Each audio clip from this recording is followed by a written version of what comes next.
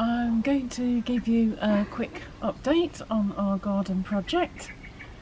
As you can see, this is being repaired. It fell to pieces and it was not cheap. It was about 37 quid.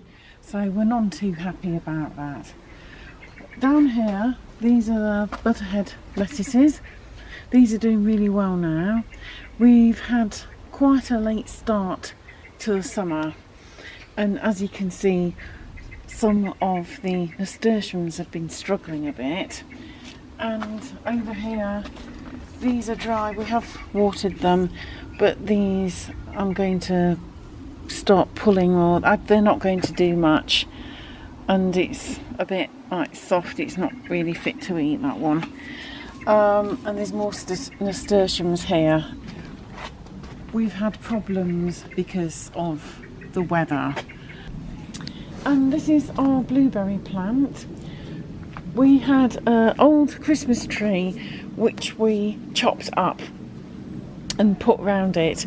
This helps to make the soil more acid. Over here, the rhubarb has actually done really well, and we're still getting a good crop of it. Over here, we've got a couple of the weed potato plants. These grew out of last year's crop. Over the winter period, they just suddenly appeared. This often happens when you do potatoes. Quite often you think you've got everything up, but you haven't. So it's a bonus. There's no blight or anything yet. Over here we've got some more goodies. So these are the beet. They're coming through now. We've also got the carrots.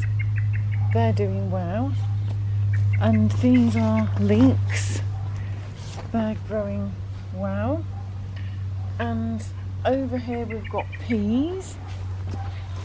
And the broad beans, they're doing well. The black raspberry plants are coming on well. This is another weed potato.